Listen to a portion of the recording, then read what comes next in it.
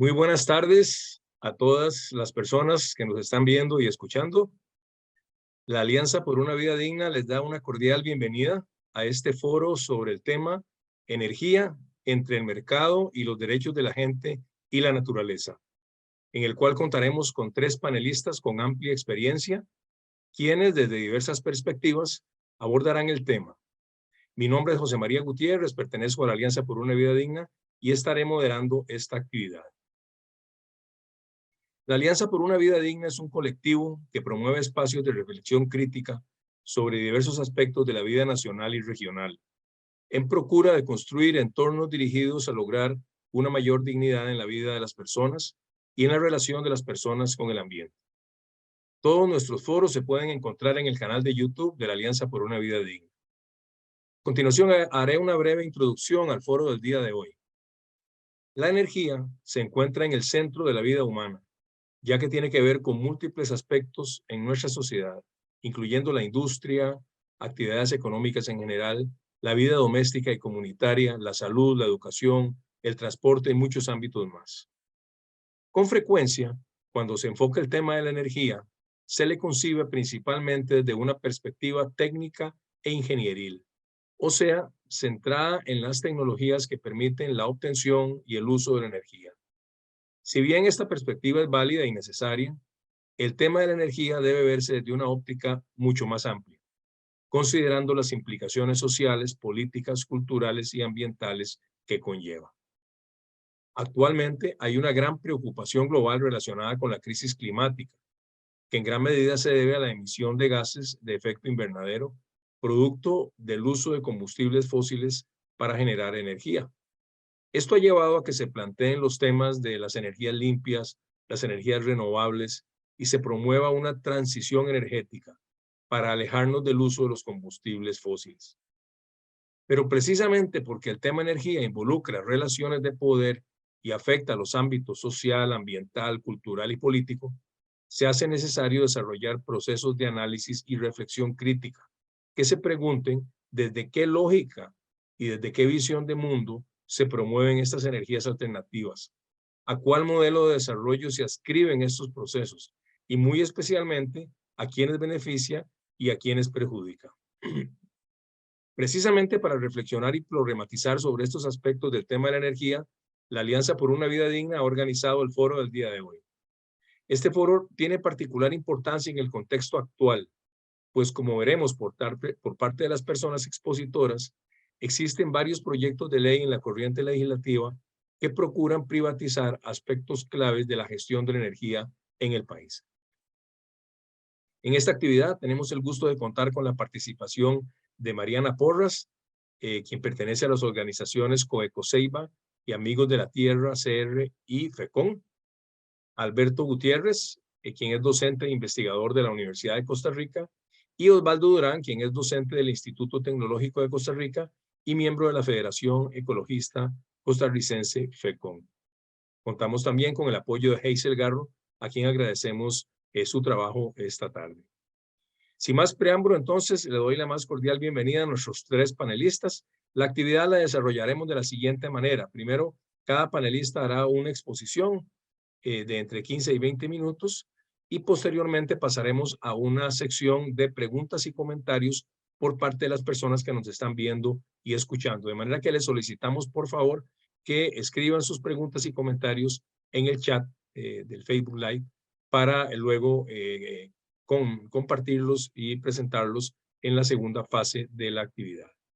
Entonces, sin más preámbulo, le doy la palabra y la bienvenida a Mariana Porras Rosas, quien será nuestra primera expositora esta tarde. Adelante, Mariana.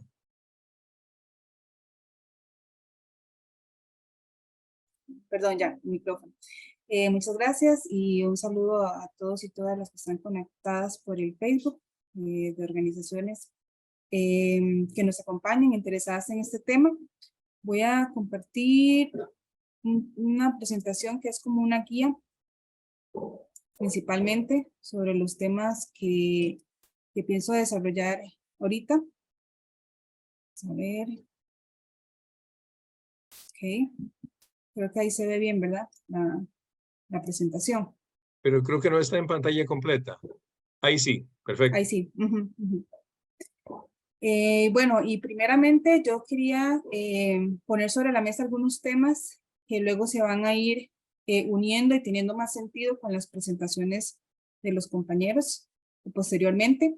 Y principalmente queríamos, antes de empezar a hablar sobre cómo está el tema de la energía a nivel regional, latinoamericano, incluso también a nivel nacional, cómo están estas discusiones, queríamos también traer acá algunas reflexiones que hemos realizado desde el movimiento ecologista, no solo a nivel nacional, sino reflexiones en conjunto con el movimientos ecologistas a nivel latinoamericano, pero incluso también reflexiones que se han hecho en conjuntos con organizaciones sindicales, organizaciones de mujeres y organizaciones campesinas, porque ese tema de la justicia climática y la justicia energética sentimos que no solo tocan cuestiones ambientales, sino también cuestiones económicas, políticas y sociales.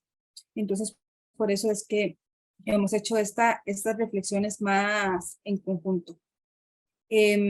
Bueno, como comentaba José María, y tal vez también entender por qué lo hablamos desde la justicia climática. Y es exactamente porque la energía, como se está concibiendo en este momento, como se produce actualmente, pues se reconoce que ha causado muchos impactos, ¿verdad? A nivel de biodiversidad, a niveles sociales, y que a raíz de esos impactos es que se ha venido una discusión a nivel mundial de que necesitamos otras formas de producir energía. Incluso si hablamos de algunos datos a nivel nacional, pues se reconoce, por ejemplo, que uno de los sectores que principalmente aporta a, a los gases de efecto invernadero a nivel nacional es el sector energía, representado principalmente por el transporte público y privado, por el alto uso de combustibles fósiles para transportarnos, ¿verdad? Que está causando también principalmente este aumento en los gases de efecto invernadero a nivel nacional.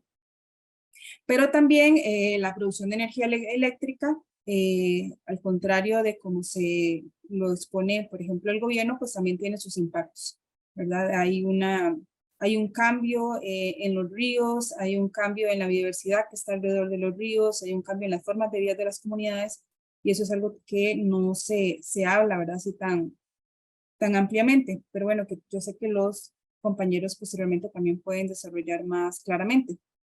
Pero bueno, esas formas de producir energía tienen sus impactos.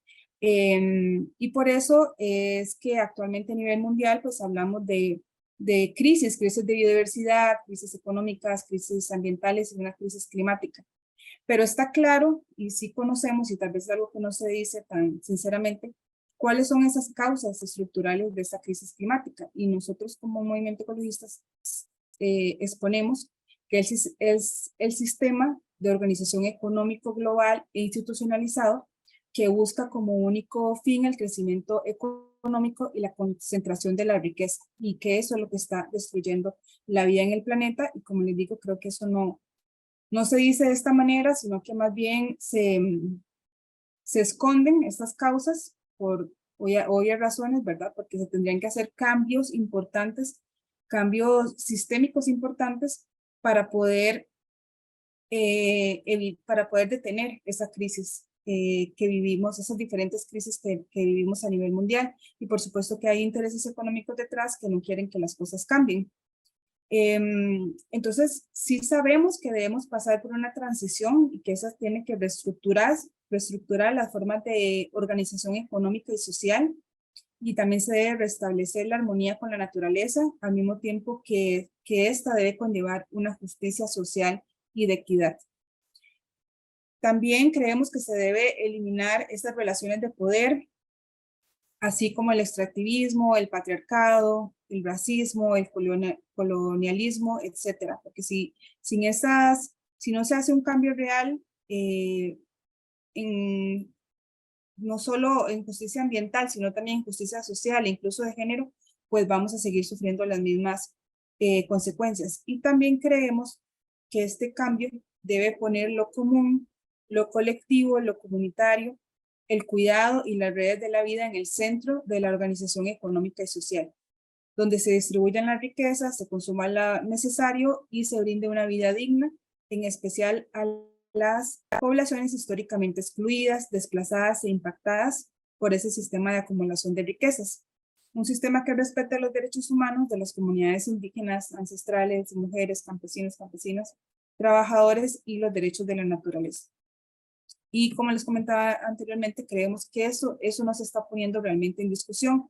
Incluso actualmente, pues, llevamos 28 reuniones de la Convención de Naciones Unidas sobre el tema del cambio climático. O sea, 28 años de estar discutiendo diferentes formas de ver cómo se soluciona esta crisis y realmente no se ha podido encontrar todavía una solución, ¿verdad? Más bien, cada vez escuchamos que el aumento de la temperatura sigue. Incluso en este siglo se había determinado que no teníamos que subir de 1.5 ese aumento de la temperatura a nivel global, y lastimosamente ya este año se dice que ese umbral se sobrepasó con las consecuencias que puede traer. Y creemos que ha sido porque no se han abordado necesariamente esas causas estructurales de las crisis.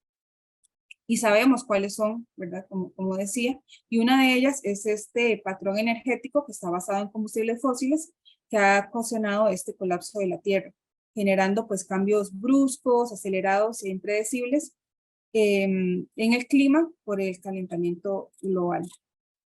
Y también creemos que hay verdaderos responsables de esa crisis climática y que son los que tienen que también responsabilizarse por realizar los verdaderos cambios.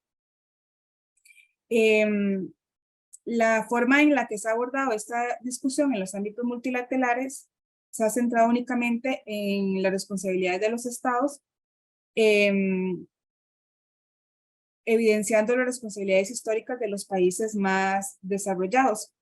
Pero a pesar de eso, esos países no han hecho los cambios correspondientes, sino que más bien nos proponen estrategias o proyectos que eternizan esta crisis y eso no realmente hacen cambios necesarios e importantes. Y eso también ha sido una de las discusiones que de diferentes movimientos sociales pues hemos estado exigiendo en estos espacios de la cumbre, pero también en los espacios de incidencia con los estados, ¿verdad? Que hay una responsabilidad histórica que debe ser abordada y también que hemos hecho también demandas de que, por ejemplo, esos estados también han trabajado en alianza, por ejemplo, con compañías, con empresas transnacionales que influyen en esas decisiones de los estados para que realmente no se hagan los cambios necesarios. Entonces, como eso, hemos puesto nombres y apellidos en los responsables de esas causas históricas, pero lastimosamente todavía no se han hecho los cambios necesarios. Y como les decía, por supuesto que entendemos que es necesario transformar el sistema energético actual, porque la energía como se produce actualmente es bajo un modelo empresarial, corporativo, con muchos impactos a la naturaleza y a la gente, y necesitamos generar alternativas que puedan responder a esta crisis ambiental, económica y actual, no iniciativas para simplemente componerlo o arreglarlo. Y a la hora de determinar cuáles pueden ser esas alternativas, es importante también que dentro de la discusión estén esas preguntas. ¿Para qué esa energía? ¿Cómo se va a obtener esa energía? ¿Y para quién va a ser esa energía también? Para nosotros son preguntas muy importantes a la hora de determinar, por ejemplo, a nivel nacional, una matriz energética. Y lastimosamente no se han dado los espacios necesarios de participación y de discusión amplia en donde podamos poner sobre la mesa estas preguntas, sino que más bien esos espacios de participación, por lo menos a nivel nacional, cada vez se dan más reducidos. Como les decía, entendemos que tiene que haber que necesitamos generar otras formas de energía pero cualquier forma de energía, ya sea como se llaman ahora renovables, va a tener un impacto, ¿verdad? A nivel territorial, todas las formas de energías van a tener un impacto. Entonces lo que necesitamos también es que las comunidades estén dentro de esa discusión para también poder dialogar en hasta cuántos son esos impactos estarían, digamos, podían ellos sobrellevar, digamos, dispuestos a sobrellevar o aceptar. Entonces eso es muy importante. También, como les decía, tener en la discusión en esos espacios. Por ejemplo, ahora se habla no solo de energía solar o eólica, sino, por ejemplo, de hidrógeno verde, también está sobre la mesa el tema de los agrocombustibles. Entonces, lastimosamente están sobre la mesa, pero no espacios en donde podamos discutir cuáles son esas implicaciones y si hay otras formas, en lugar, por ejemplo, de utilizar agrocombustibles, que podríamos tener, digamos, antes de decidir optar por este tipo de energías. Por ejemplo, en el tema de agrocombustibles, bueno, si realmente se han hecho todos los esfuerzos para mejorar un transporte público, en donde como usuarios de automóviles, en lugar de decidir utilizar nuestro automóvil con un biocombustible, ¿verdad? Digamos, no, queremos dejar nuestro carro en la casa y más bien optar por un transporte público. Lo que pasa es que ahorita no se han desarrollado esas alternativas. Ya sabemos también que hay muchas presiones ahí de las empresas y demás, pero entonces, en lugar de entrar a hablar, por ejemplo, de los agrocombustibles que tienen unos impactos en el sentido de que se incentivarían los monocultivos, y eso todavía podría agravar el tema de la soberanía alimentaria a nivel nacional, ¿verdad? Porque no estamos sembrando nuestros frijoles, nuestro arroz, nuestro maíz, y en lugar de incentivar esos cultivos, incentivaríamos cultivos para producir energía para nuestros automóviles. ¿Cuánto de esos monocultivos tendríamos que poner en el país para poder tener una flota vehicular, digamos, con un porcentaje de la gasolina con estos tipos de biocombustibles? O sea, todas esas discusiones nos están dando. Por eso es que nosotros hacemos mucho hincapié en este tema de que se abra la discusión a una matriz energética. Y bueno, también como movimiento ecologista creemos que son importantes poner algunos elementos en la discusión sobre el tema de la energía. Y uno de ellos es la energía como bien común. Creemos que todas las personas tienen derecho a la energía y que nuestro sistema energético no debe gestionarse para enriquecer a algunos pocos, que debe existir para satisfacer las necesidades de la gente y los pueblos. Actualmente la energía se ve como una mercancía más, así se transa y así se ponen los precios y así se determinan un montón de cosas, pero realmente este principio que nosotros creemos que debería estar dentro de la discusión, ahorita no se está desarrollando y por eso es que nosotros acá también como lo traemos a la discusión, porque nos parece muy importante. También creemos que debería haber suficiencia energética y con esto nos referimos a que haya un acceso universal a la energía que sea suficiente a un nivel que respete el derecho de todos y todas a vivir una vida digna. Y eso también significa terminar con el derroche energético mediante la eficiencia energética, el ahorro de energía, terminar con el consumo excesivo de las empresas y las élites, quienes hoy tienen el poder económico, político y social. Pues creemos que eso también debería ser un elemento de discusión. Otro elemento tiene que ver con las tecnologías, que ahí podríamos hablar de diferentes tecnologías, como por ejemplo el tema de los paneles solares, las tecnologías que tienen que ver de cómo se desarrolla la energía a través del viento, pero también, por ejemplo, las tecnologías que comentaba anteriormente, hidrógeno verde, etcétera, que creemos que tiene que haber también una discusión sobre ese sentido. Incluso más específicamente cuando hablamos, por ejemplo, de tecnologías a través de obtener energía a través del sol o del viento, que esas decisiones sobre esas políticas favorables o incentivos para este fin tienen que quedar también esas decisiones en manos de los pueblos y las comunidades, y realmente esto, como digo, ahorita no se está desarrollando. También creemos que se debe tener un acceso a esta tecnología, un conocimiento y unas habilidades también que se deben compartir, y que ahorita, como repito, no está esto sobre discusión, y que creemos también que es muy importante democratizar también el acceso a las tecnologías. Otro de los temas que está en discusión también es sobre la soberanía y la democracia energética, que también creemos eso, que las voces de las mujeres y otras poblaciones, quienes se encuentran en situaciones de vulnerabilidad o marginación, deben ser también escuchadas a la hora de decidir esa matriz energética. Y las comunidades también, especialmente las rurales e indígenas, deben tener el derecho al consentimiento previo, libre e informado, un derecho a la justicia y también, si fuera el caso, derechos a indemnización. Y ahorita en el país, por ejemplo, no hay espacios en donde se pueda dar esa discusión a nivel territorial sobre el tema de las energías. También hablamos de transición justa, pero en este caso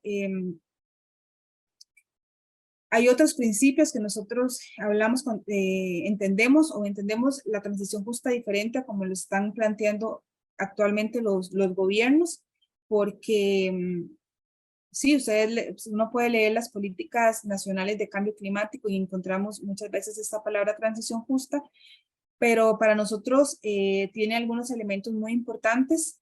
Por ejemplo, que debe poner en el centro la discusión, la protección y justicia para la naturaleza de las comunidades y poblaciones de territorios que están impactados por hechos de violencia o políticas de desarrollo extractivista. Creemos que se transita hacia un cambio sistémico profundo desde los pueblos y para los pueblos y la naturaleza. Entonces esa transición justa, eso, es un cambio del sistema. Todavía obviamente tenemos mucho que hablar que implica esto, pero que no es exactamente utilizado actualmente política y de desarrollo económico. Y también eso significa que los y las trabajadoras tienen que tener un poder energético, porque son también, pues, que se van a ver impactados por esa transición. Y en general también, pues, hablamos de que tiene que existir una justicia climática, una justicia social, que si esto no existe, pues vamos a seguir eternizando estas problemáticas. Y también tenemos que trabajar por un futuro con relaciones de poder equilibradas, en que los seres humanos puedan vivir en armonía con los unos y los otros y también con la naturaleza.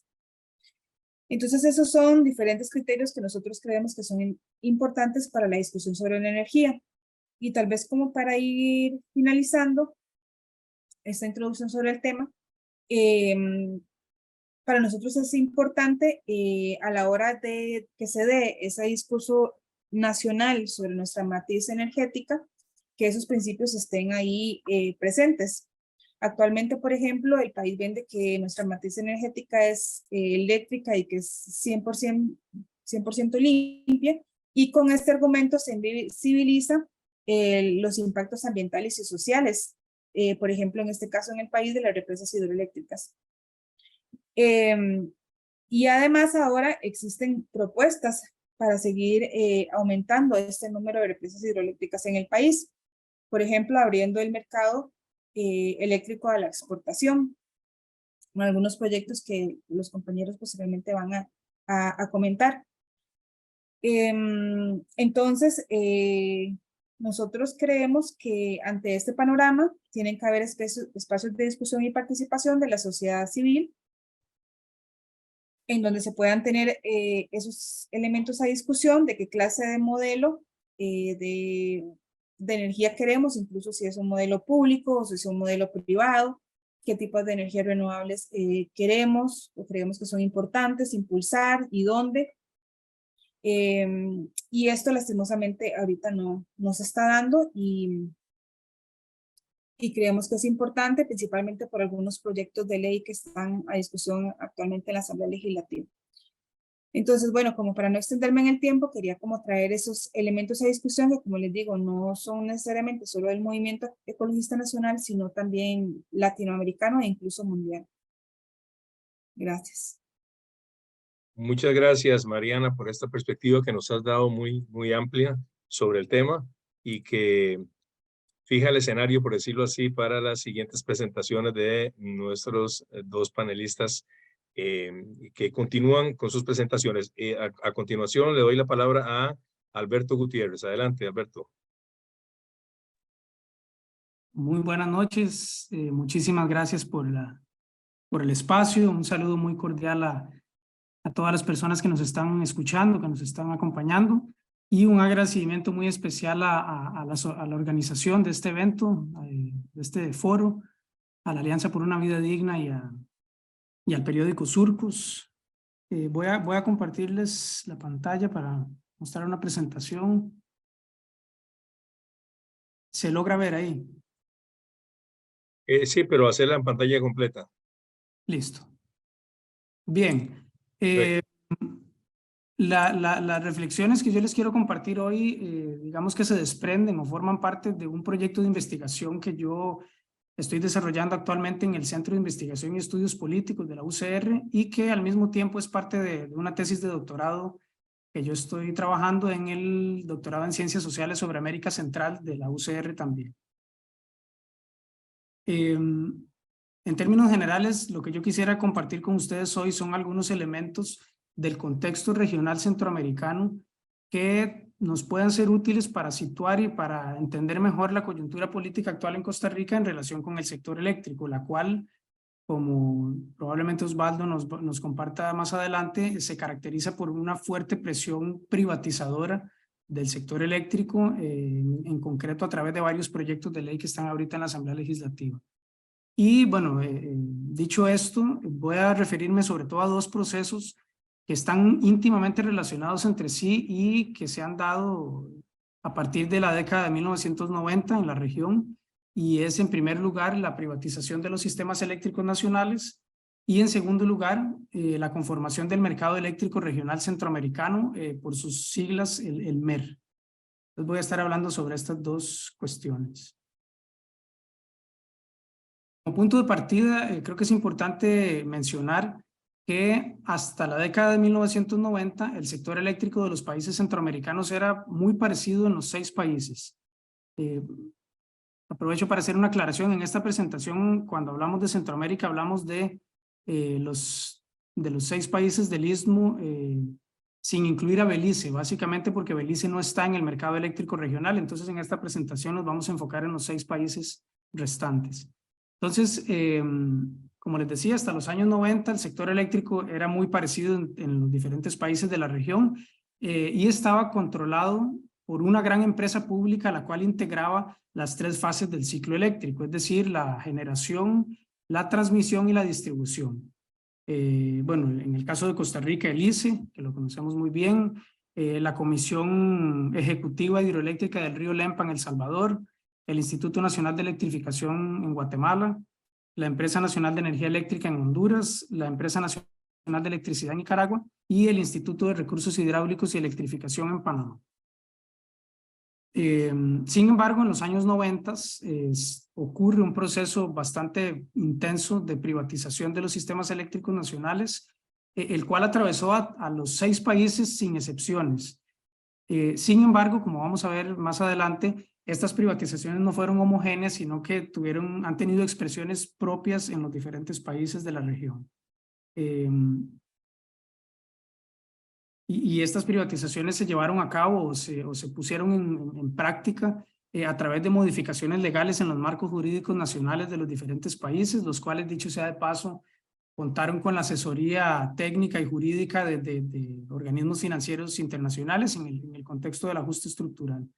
De hecho, el primer país de la región que abrió este ciclo de privatizaciones fue Costa Rica en 1990 con la primera de las leyes de cogeneración, luego hubo una segunda en el año 95 y posteriormente los demás países siguieron la misma trayectoria, Honduras en el 94, Guatemala y El Salvador en el 96, Panamá en el 97 y finalmente Nicaragua en 1998. Entonces, como podemos ver, se trata de cambios muy fuertes que se llevaron a cabo en un periodo de tiempo muy corto, sobre todo en la segunda mitad de los años 90.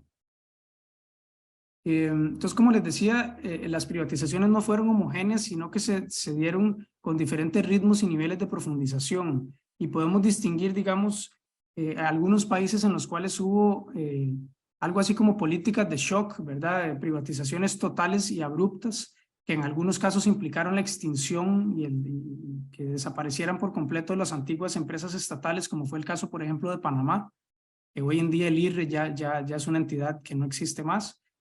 Y tenemos también el caso, sobre todo el caso de Costa Rica, que es bastante peculiar porque no fue una privatización de golpe, sino que ha sido una privatización que podríamos llamarle parcial y gradual o progresiva.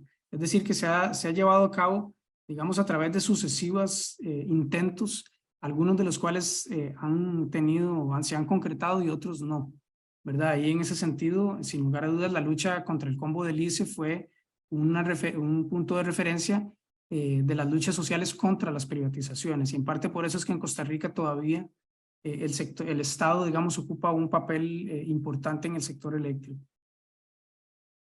Hay un aspecto que es importante subrayar y es que las privatizaciones se han concentrado en 2 de las 3 fases del ciclo eléctrico. En específico, las privatizaciones se han dado en las fases de generación y de distribución, no así en la fase de transmisión. La fase de transmisión, sin excepciones, en los 6 países sigue estando en manos del Estado. Y esto obedece básicamente a que la fase de transmisión no es una actividad que garantice altas tasas de rentabilidad, no es una actividad lucrativa. De manera que, como podemos ver, en realidad la privatización está enfocada en aquellos sectores que garantizan altas tasas de negocio y dejando en el Estado aquellos que no lo son, ¿verdad? Aquella frase de privatizar las ganancias y socializar las pérdidas o los costos. Y en términos generales, las privatizaciones fueron una enorme apropiación privada del patrimonio público. En el caso panameño, que he tenido oportunidad de seguir más de cerca, las grandes represas hidroeléctricas construidas en época del IRRE fueron vendidas a precio de ganga en subastas a grandes empresas transnacionales que de un día para otro básicamente se apropiaron de un patrimonio común del pueblo panameño que se había construido a lo largo de décadas. Y así en los diferentes países. Y bueno, más allá de las particularidades, lo que resulta innegable es que desde los años 90 el sector eléctrico en Centroamérica experimentó un cambio estructural a partir del cual pasaron a predominar capitales y actores privados, sin embargo, con permanencia de algunos actores estatales, principalmente en el caso de Costa Rica. Entonces, este gráfico es bastante revelador en el sentido que nos muestra cómo la participación del sector público en la generación eléctrica se redujo drásticamente, sobre todo en la segunda mitad de los años 90. Entonces aquí vemos, el gráfico nos informa acerca de 5 años distintos, en 1993, 95, 2000, 2002 y 2021. Y en ellos se ve el porcentaje de participación pública y privada en la generación eléctrica. Y como ustedes pueden ver, es en la segunda mitad de la década de 90 que se da el punto de quiebre hacia una presencia mayoritaria de actores privados.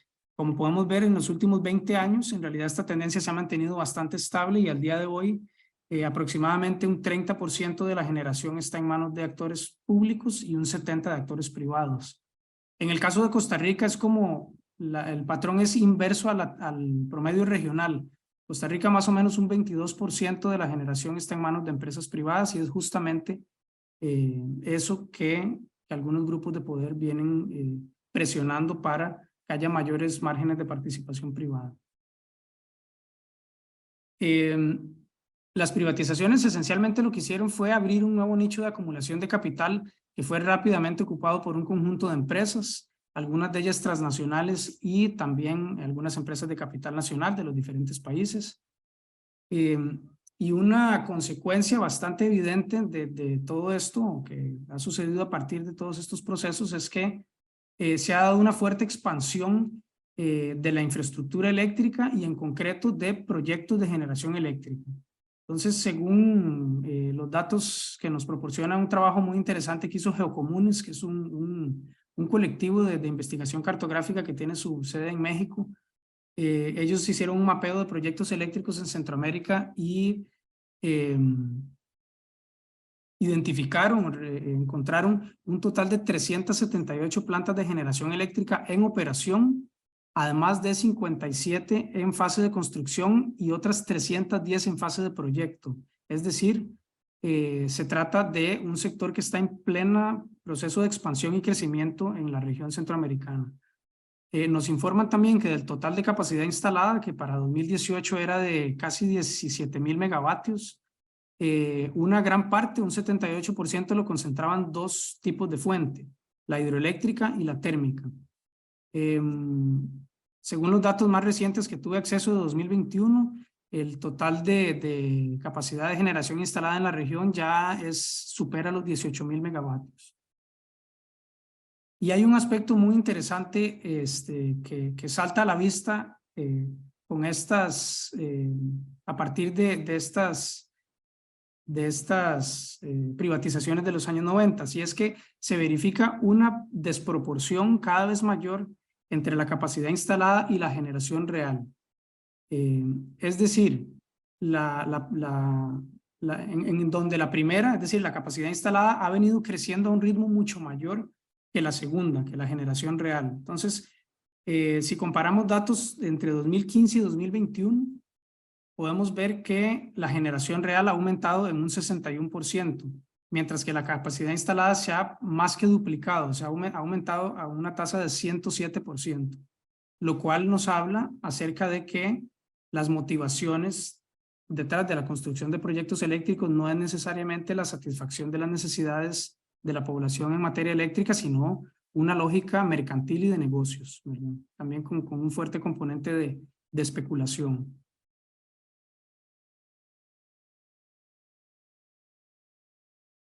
Bien, y pasando al segundo tema, que es el del mercado eléctrico regional, es posible observar, por lo menos en el tiempo, hay una correlación muy directa entre la conformación de este mercado regional y las privatizaciones. El marco histórico, digamos, que marca la creación y la institucionalización de este mercado regional es el Tratado Marco del Mercado Eléctrico Regional, el cual fue firmado en 1996 y posteriormente ratificado por los respectivos congresos nacionales entre 1997 y 98. Detrás de este proyecto de la creación de un mercado eléctrico regional hubo participación, desde luego, de los gobiernos centroamericanos, pero también hubo dos actores que tuvieron un papel clave a la hora de impulsar este mercado regional, que fue el Banco Interamericano de Desarrollo, el BID, y también el gobierno español a través de la que en aquel entonces era la Empresa Nacional de Electricidad, Endesa, que hacia finales de los años 90 también fue privatizada y que de hecho es una empresa, bueno, hoy en día se llama Naturgy, que tiene fuerte presencia en la región centroamericana. Entonces, a partir del Tratado Marco del Mercado Eléctrico Regional, se crean un conjunto de instituciones regionales para la interconexión eléctrica. En concreto, 4 instituciones que son las siguientes: la empresa propietaria de la red, que es la encargada de la construcción y mantenimiento de la infraestructura para el mercado regional, que es el CIEPAC, que vamos a mencionar más adelante.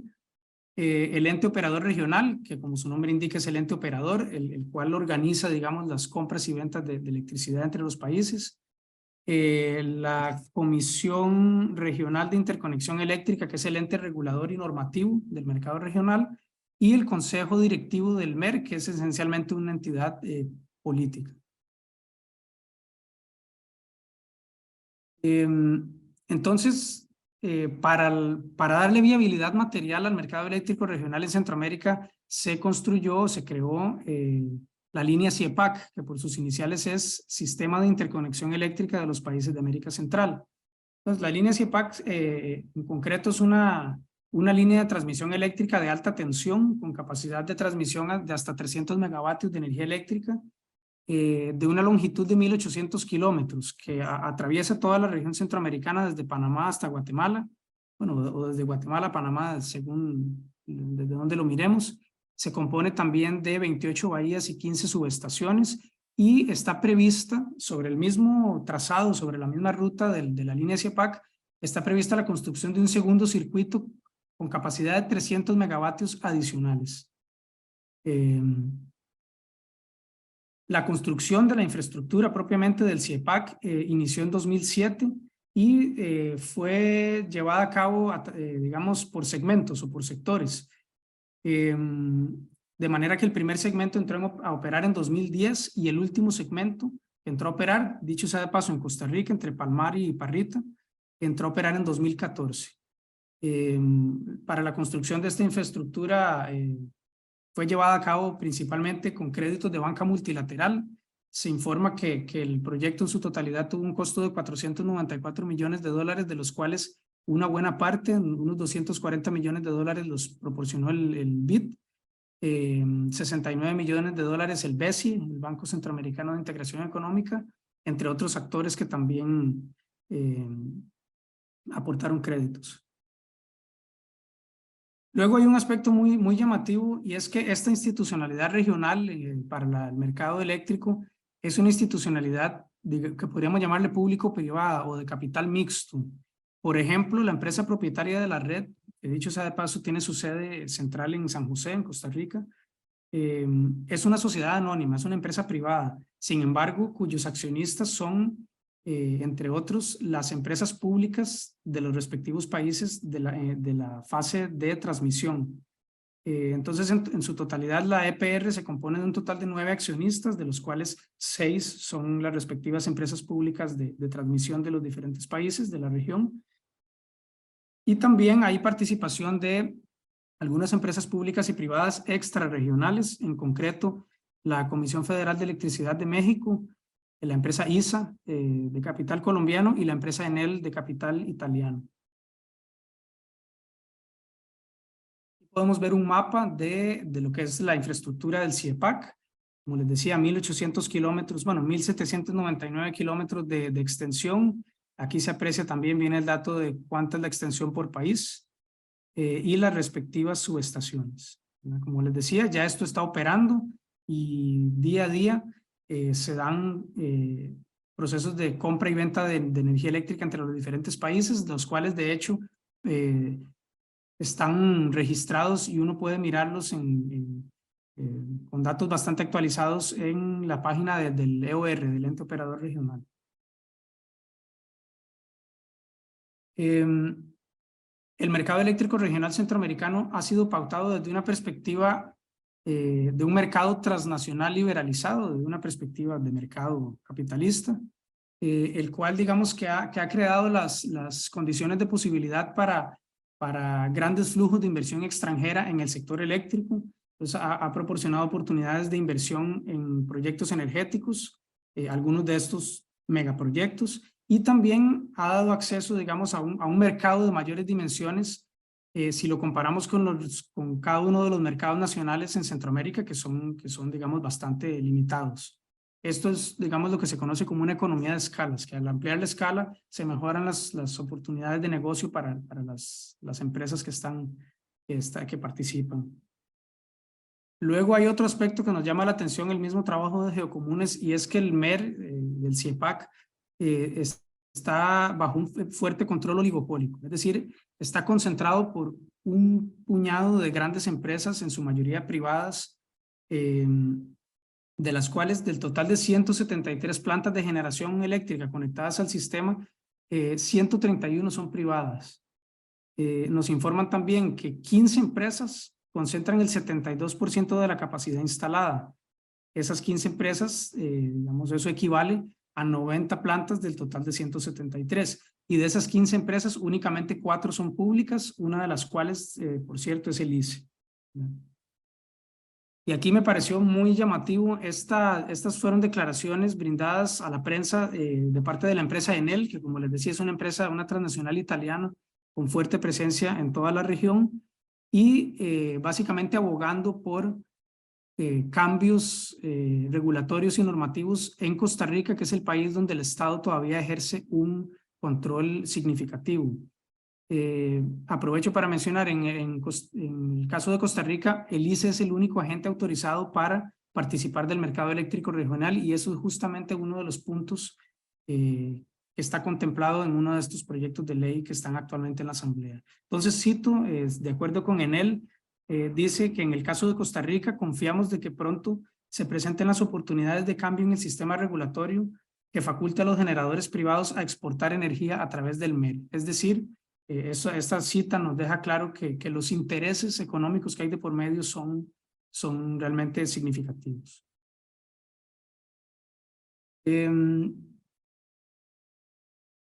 La energía eléctrica no solamente se ha convertido desde las privatizaciones en un nicho de acumulación en sí mismo, a partir del cual un conjunto de empresas nacionales y transnacionales han hecho enormes fortunas, sino que también juega un papel clave en las geografías del extractivismo contemporáneo a través de múltiples conexiones que tiene con otras ramas y sectores de la economía capitalista.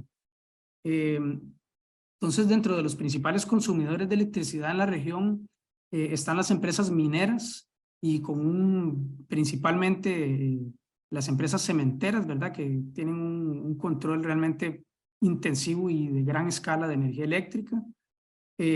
También empresas dedicadas a las cadenas de producción, procesamiento y distribución de alimentos y bebidas, como empresas de agroindustriales, cerveceras, embotelladoras y supermercados, así como enclaves de zonas francas y maquilas. Es decir, la energía eléctrica, digamos, se consume y se distribuye de maneras muy desiguales, como ya lo hemos venido discutiendo desde hace mucho tiempo. Y luego otro aspecto interesante es que el CIEPAC se articuló con estos grandes proyectos e iniciativas de interconexión de infraestructuras, lo que anteriormente se llamaba Plan Puebla-Panamá, que desde 2008 se llama Proyecto de Integración y Desarrollo Mesoamérica. Y de hecho, hay varias referencias que hablan del CIEPAC como un proyecto pionero del Plan Puebla-Panamá y considerado como un proyecto de integración realmente exitoso. Y aquí sí creo que es importante mencionar que si bien tenemos un posicionamiento crítico con estas iniciativas, no podemos negar el hecho que han sido iniciativas realmente exitosas. Es decir, hay un mercado eléctrico regional que opera, que funciona, y eso digamos que es muy llamativo en una región como la centroamericana, que se caracteriza precisamente por ser una región muy fragmentada a nivel político y territorial. Entonces, más allá de los juicios de valor, el hecho es de que este es un mercado existente y que de hecho sus promotores, sus agentes tienen intención de profundizar, ¿no? Alberto, tal vez anda cerrando llegando al final de la participación. Ahí está, perfecto. Listo. 3 ideas para cerrar y me disculpan ahí el tiempo. La primera de ellas es que creo que hay como bien lo expresa el título de este conversatorio, hay una tensión de fondo entre la energía, la perspectiva de la energía, como negocio, como una mercancía, o la energía como un derecho y como un bien común. Y innegablemente las privatizaciones han colocado en manos del mercado un sector estratégico, como lo es el sector eléctrico, privilegiando los negocios privados sobre las necesidades sociales en materia de energía eléctrica y profundizando una tendencia ya de por sí endémica en nuestra región, que es la concentración de la riqueza. En segundo lugar, a partir de las privatizaciones se observa claramente una proliferación de proyectos de generación eléctrica que han provocado despojo y conflictos socioambientales en diferentes territorios en Centroamérica, y no es exagerado decir que la privatización y la expansión de proyectos energéticos está manchada de sangre, con una muy seria violencia y represión contra activistas ecológicos, entre ellos los que defienden los ríos, ¿verdad? Principalmente contra represas hidroeléctricas.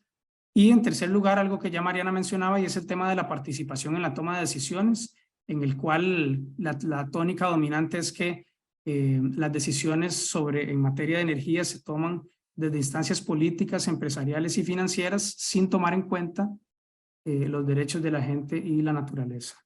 Lo dejo por aquí, disculpas un poco el tiempo y esperemos que haya bastantes comentarios para la discusión. Muchas gracias. Muchas gracias, Alberto, por tu presentación. A continuación, nos expondrá su presentación Osvaldo Durán. Osvaldo, tenés la palabra.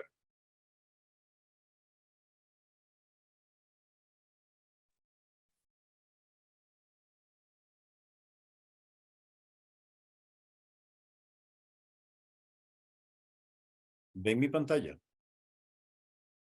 ¿Todavía no?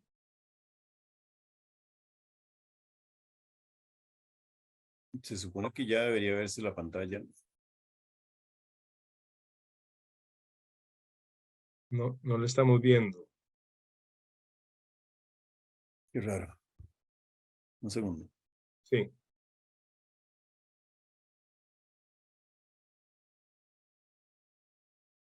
Listo. Ahora sí. Nada más que hacerla en forma de pantalla completa, por favor, y adelante.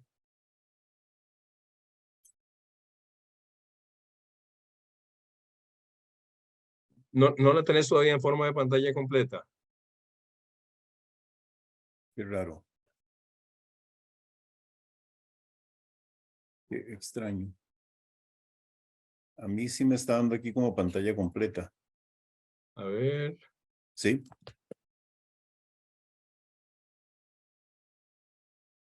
Nos sale como la diapositiva siguiente también. Sale la diapositiva que estás presentando y la diapositiva siguiente. Debe ser, no sé, pero no sé cómo quitarle eso, José María. Ahí salen todas, pero no sé Ahí cómo. salen todas. Sí. No importa, hacerlo así porque se ve clara la diapositiva que estás presentando. Solo que se queda a la derecha la diapositiva siguiente, pero si te Sí, no parece, lo entiendo. procedamos así, no importa. Ok. Bueno, muy buenas tardes a todos y todas las personas que están escuchando esto. Voy a procurar resumir para ajustarme el tiempo por si hay algún comentario ahí al cierre. Bueno, juntando un poco a partir de lo que han expuesto Mariana y Alberto, yo quisiera poner un poco el panorama en lo que es el mercado eléctrico nacional y algunas conexiones con el contexto un poco más centroamericano y global. Lo primero que yo tendría que decir es que si hablamos de la energía por eso se llama el foro así, una disputa entre los derechos de la gente, de la energía con los derechos de la gente y los ecosistemas, es porque lo primero que hay que preguntarse es si un país satisface y en qué condiciones satisface. En este caso, lo que tienen ahí es lo de la electricidad. La energía como tal, evidentemente, es una cuestión muchísimo más grande, pero el sesgo de la economía y el sesgo de los promotores de cualquier forma de energía ha sido sencillamente decir que un país está energéticamente bien si el país tiene mucha oferta energética, independientemente de si es con recursos fósiles como petróleo, o si es electricidad, o si es, en el caso de Costa Rica, por ejemplo, geotermia y tal. Se argumenta que, incluso ya Mariano lo mencionó, de que las energías basadas en hidroelectricidad, que en el caso de Costa Rica, a veces han sido el 67, como pueden leer ahí abajo, pero a veces ha sido hasta casi el 80% de energía generada con plantas hidroeléctricas, y se dice que son energías limpias, y esa es toda una discusión que también nosotros la ponemos a la orden siempre, porque depende de cómo se conciban las matrices energéticas. Para nosotros no es solo una cuestión de cantidad, sino que también tiene que ver con una cuestión de calidad y los impactos, sobre todo los impactos que tiene la energía en las sociedades y en los ecosistemas. En el caso de Costa Rica y para el caso de electricidad, nosotros somos un país que prácticamente tiene siempre, permanentemente, satisfecha toda su demanda eléctrica. Estos datos que ustedes pueden ver ahí en la segunda fila, pueden ver ahí el plan de expansión de la generación eléctrica con una capacidad instalada, según el plan que sacó este gobierno hace poco, para los años 24-40, de 3.482 megavatios de capacidad instalada y un consumo máximo de 1.628 megavatios. Es decir, que no tenemos ningún problema en cuanto a la generación de electricidad con distintas fuentes para satisfacer la demanda nacional. Sin embargo, Costa Rica tiene un mercado eléctrico que, retomando lo que Alberto decía, ha sido, pues lentamente se ha ido privatizando. Y de los años 90, digo lentamente porque de 1900 podemos decir 49, que se crea el ICE, hasta prácticamente que en 1990, con la aprobación de la ley 7200 para la generación privada de electricidad, era un mercado que si bien tenía algunos componentes privados, era un mercado que fundamentalmente era estatal. Y esto se acrecienta, evidentemente, después con la aprobación de otra ley, la ley 7508, 7508, que abrió una nueva posibilidad para expandir la generación privada de electricidad.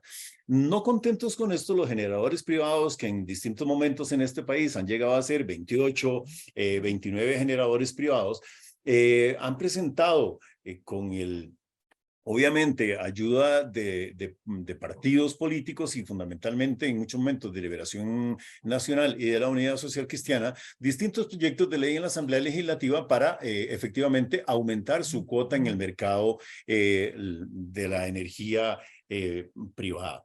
El componente nuevo de ahora, digo nuevo porque no es que sea nuevo que estén presentando proyectos para abrir el mercado eléctrico, el componente nuevo ahora es que se han lanzado directamente al intento de poder generar no solo para vender en el mercado nacional, sino en el mercado centroamericano.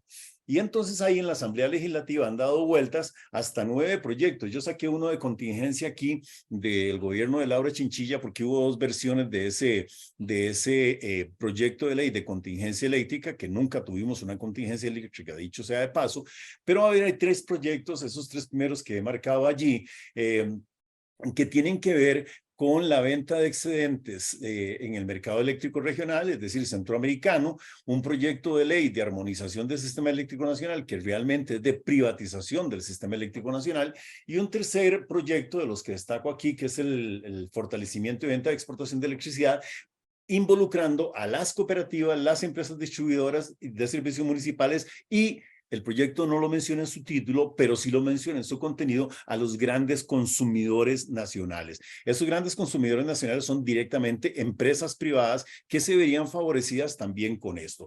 Eso aumenta la disputa entre la electricidad como bien social y servicio social y la electricidad como por decir así, elemento de lucro privado. Entonces, en resumen, yo podría decir que los 3 proyectos que están ahora en la corriente legislativa, en el plenario legislativo, y sobre esto, casualmente, el próximo viernes tenemos un encuentro en la Asamblea Legislativa para discutir esto con gente del ICE también y con algunos diputados y diputadas. Pero casualmente el objetivo fundamental es una apertura que atenta directamente contra el servicio público de la electricidad y lo reafirma como objeto de lucro. En el fondo también hay aquí un interés que ha venido remarcando la Unión de Cámaras, la Unión Costarricense de Cámaras y Empresas Privadas, la UCAEP, de aumentar la cuota de participación de los generadores privados en el mercado eléctrico nacional, pero repito, nunca como ahora se había lanzado tan directamente la intención de exportar hacia el mercado centroamericano. Esto para mucha gente podría ser positivo, pero yo creo que hay que cotejarlo con los datos para ver si sería beneficioso o no. Y en esto entonces vale la pena retomar aquí lo que dice la Contraloría General de la República en términos del costo de generación privada de electricidad comparándolo con el ICE. Los datos son absolutamente claros. La generación privada es el doble de costosa que la del ICE, como ustedes pueden ver allí, mientras que las plantas del ICE tenían un costo de $37,8 por megavatio hora, los privados lo hacían, pero con un costo de $74,3 por megavatio hora. Y no son datos ni siquiera del ICE, sino de la Contraloría General de la República. Esta factura, digo factura porque desde el año 1990 que opera la ley 7200, hemos tenido en Costa Rica lo que nosotros hemos llamado desde hace muchos años una estafa legalizada de la generación privada de la electricidad. Algunos datos para no cansar con muchos números, por ejemplo, ustedes los pueden ver ahí. Sobrepagos por 23,8 millones de dólares en apenas 18 meses entre diciembre del 17 y mayo del 19 fue lo que reportó la ARECEP. Perdón, lo que reportó el ICE y la Contraloría General de la República. Pongo gracias a la ARECEP, porque la ARECEP nunca ha hecho la tarea bien en términos de ajustar las tarifas para que se cobre a los generadores privados lo que se debe cobrar. Y aquí yo digo que el mismo ICE favoreció a otro grupo de generadores privados con 2.049 millones de dólares durante el 10 al 18, porque las distintas administraciones del ICE, que no los trabajadores y trabajadoras del ICE, han favorecido también la entrada en operación de muchos proyectos privados que en distintos momentos no han sido necesarios para satisfacer las necesidades de electricidad nacional. Entonces, cuando se habla en los proyectos de vender excedentes, en realidad no, y ya voy a poner con números por qué no se trata de vender excedentes, sino que lo que se busca es casualmente abrirle más el mercado a los generadores privados, y eso atenta directamente contra los derechos de las comunidades y los ecosistemas. Ahí están los datos. El expediente 23.414 de armonización en su artículo 40 dice: aquellos excedentes de los contratos que no se utilicen para la satisfacción de la demanda nacional, ya dije que la demanda nacional está prácticamente que satisfecha y el ICE puede satisfacerla. Para que la gente tenga una idea de lo que estamos hablando, si uno toma en Costa Rica solo las grandes represas, voy a ponerlo así de esta manera, para que la gente tenga una idea. Cuando digo que la generación privada no es necesaria, es porque, por ejemplo, los embalses que permiten almacenar agua para generar electricidad cuando ésta sea necesaria, distinto de los embalses que son a filo de agua, es que, por ejemplo, nosotros tenemos represas grandes como la del río Reventazón de 305 megavatios, tenemos la represa de Angostura un poco para arriba, por decirlo así, de esta represa Reventazón. La Reventazón es la más grande de Centroamérica en este momento. Angostura son 180 megavatios. La Arenal son 166, Corobicí 174, Cachí 159 y las de Río Macho y Pirriz andan por los 140 megavatios. Bueno, Pirriz 134 en la zona de Los Santos. Pero lo que quiero decir con esto es que el ICE por sí solo tiene prácticamente que una gran capacidad hidroeléctrica para atender las necesidades nacionales, y a eso ustedes le suman otras fuentes como la geotermia, y eso ha hecho que prácticamente el país no necesite la generación térmica. Yo podría decir que la generación térmica ahora se dio en parte por la sequía que teníamos, pero en parte también porque la administración del ICE pareciera que no ha tenido la capacidad suficiente para planificar adecuadamente la generación de electricidad y satisfacer la demanda nacional sin utilizar fuentes de hidrocarburos o de petróleo. Y casualmente en esa misma dirección tiene que ver el cierre del Centro Nacional de la Planificación Eléctrica, el CENPE. Pero eso es otro tema. Pero aquí, cuando yo digo que no se trata de exportar excedentes, es que el proyecto de armonización, como pueden ver en los datos, propone que el capítulo 1, es decir, la ley 7.200, aumente los proyectos que ahora no pueden ser de más de 20 megavatios, que los aumenten a 50 megavatios, y que los proyectos que son de 50 megavatios, con el capítulo 2, con la ley 7508, es decir, proyectos que se hacen en conjunto entre el ICE y un privado internacional o de otro país o de empresas transnacionales, pase de 50 a 100 megavatios. Es decir, aquí lo que se está buscando es hasta duplicar y más la posibilidad de generación eléctrica por parte de los privados.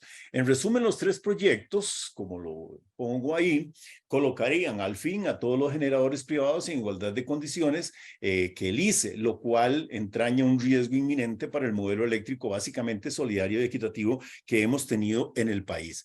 Cuando digo esto, me refiero a cuestiones como estas, y ustedes revisan esto que que estoy poniendo ahí, no me voy a meter en ese PDF que dice ahí, pero estos grandes consumidores clientes a su vez y se verían clientes privados que se verían beneficiados con la exportación de electricidad, incluyen empresas como Florida Ice and Farm, como Holcim, como los ingenios Taboga y El Viejo, es decir, empresas que son privadas y que entrarían en este nuevo negocio de la electricidad. Me voy a salir de la pantalla completa para mostrarles efectivamente esta lista de empresas que podrían eventualmente, si se aprueban estas leyes, beneficiarse. Vean aquí a la derecha lo que son los consumidores de alta tensión que tendrían la posibilidad de participar directamente en el mercado regional centroamericano. Son empresas, repito, directamente privadas como APM Terminals, como Bridgestone, como Cemex, como Florida Bebidas, Holcim, Ingenio El Viejo, Ingenio Taboga, Intel. Y aquí a la izquierda ustedes pueden ver los generadores privados de electricidad y cooperativas que en realidad entran todos en un mismo paquete de acuerdo con lo que está planteado en estos proyectos. O sea, se trata de una apertura realmente grande del mercado eléctrico para permitir esta participación de los empresarios privados. Entonces, haciendo un ligamen de esto en estos últimos minutos con objetivos de desarrollo del milenio y ligándolo con lo que fundamentalmente Mariana hablaba al principio, yo creo que en las condiciones en que estamos y los proyectos que tenemos en la Asamblea Legislativa hacen, como pasa en todo el mundo, imposible que se cumplan estos objetivos de desarrollo sostenible de la Agenda 2030. Y lo digo así rápidamente porque voy a dar 4 datos aquí tal. Es una mentira que en la competencia, o por decirlo así, o en la relación entre la generación de energía y específicamente electricidad y derechos de las comunidades y derechos de los ecosistemas, haya una buena relación. Ese dato es contundente y es un dato científico, no es una ocurrencia. El metano liberado de la atmósfera por las represas es 28 veces más potente que el CO2 y su efecto puede durar hasta más de 100 años. Pero si ustedes también lo miden en términos del acceso que tiene la gente a la electricidad, bueno, los datos son contundentes. Las Naciones Unidas dice que cerca de 120 millones de personas no tienen acceso a la electricidad en el mundo. Y esto es una contradicción porque el ritmo de crecimiento o de la oferta energética no ha dejado de crecer en todo el mundo. Para América Latina, los datos del año 2022 es que el 20% de la población, del 20% de la población más pobre de esta región, 12%, es decir, más de la mitad no tiene acceso a la electricidad. Y dice la CEPAL en este estudio, la energía en América Latina y el Caribe, que si ustedes toman otro 20% de la población, resulta que 18 de cada 40 personas pobres viven sin electricidad. Termino con esta idea que resume bastante para nosotros lo que pensamos como propuesta sobre la electricidad y el acceso a la electricidad y los derechos de la gente en relación con la electricidad como parte de la energía. En septiembre del año 2021 se realizó en Costa Rica el Congreso Mundial de Hidroeléctrica, donde vinieron los grandes promotores de la hidroelectricidad del mundo a promover esta forma de generación de electricidad, las hidroeléctricas. En ese momento nosotros hicimos una cuestión que le llamamos movida global, con participación de gente de toda América Latina y muchos países también de Europa y de África, y la declaratoria que hicimos y que llegó posteriormente a la cumbre del clima de ese año, del año 21, y que se repitió en esa misma, por decir así, tendencia en la cumbre, en la COP de Sharm el Sheikh en Egipto el año pasado, planteaba lo siguiente. Ante las hidroeléctricas y el Congreso de la Internacional de Hidroelectricidad, desde los pueblos llamamos a una urgente transición energética justa y respetuosa que revise las condiciones e impactos de cada una de las tecnologías y tenga como prioridad el respeto de los derechos de la gente y los ríos. Ninguna fuente energética será sustentable mientras se destruya la madre tierra, se privaticen los bienes comunes y se concentre la riqueza despojando a los pueblos, acaparando gigantescos territorios y violentando respetando los derechos de la naturaleza y en especial los derechos de los ríos. Y este es un elemento para nosotros extremadamente importante. Ya hay avances muy importantes, por ejemplo, en Colombia, en Perú y en otros países para darle derechos jurídicos a los ríos y no solo verlos sencillamente como una fuente de energía por explotar. Por ahí me voy a quedar para de abrir campo por si hay algún otro tipo de comentarios. Muchas gracias, Osvaldo, y muchas gracias a Mariana y Alberto también por sus intervenciones. Vamos a pasar ahora entonces a una fase de comentarios y preguntas de parte de las personas que han venido siguiendo esta actividad. Hay una pregunta muy puntual que creo que va para Alberto. Dice, transmisión es lo que hace el tendido eléctrico. Si así fuera, ¿no será también porque es difícil tener varios proveedores de la transmisión? Es una pregunta muy puntual, Alberto. No sé si querés responderla antes de pasar a otros comentarios. Sí, efectivamente, generación es las plantas de generación eléctrica, sean hidroeléctricas, eólicas o del tipo que sea. La transmisión es el proceso de llevar la electricidad de esas plantas a los centros de distribución a través de líneas de alta tensión. Y finalmente la distribución es la que la lleva de las centrales de distribución a los usuarios finales. Alberto, yo te complementaría lo siguiente, es decir, que en el caso de Costa Rica, las dos leyes de generación privada, la 7200 y 7508, han permitido que esos servicios de transmisión de electricidad e incluso la distribución no sean costeados por las empresas generadoras privadas, de tal forma que el ICE, de acuerdo con lo que se sabe y ha dicho la Contraloría General de la República, ha tenido que asumir ese costo. No solo el costo de transmisión de la electricidad privada, sino también lo que se llama técnicamente el respaldo. Es decir, que si una empresa privada dice voy a generar 10 megavatios de electricidad, el ICE obligatoriamente tiene que generar adicionales a lo que tenga en ese momento 10 megavatios de electricidad, porque si falla la energía privada, el ICE tiene que darle garantía a la sociedad costarricense de que esos 10 megavatios van a ser suplidos. Entonces son dos costos ahí adicionales en el caso de los generadores privados que se suman como costos que hemos asumido nosotros cuando pagamos la factura de la electricidad.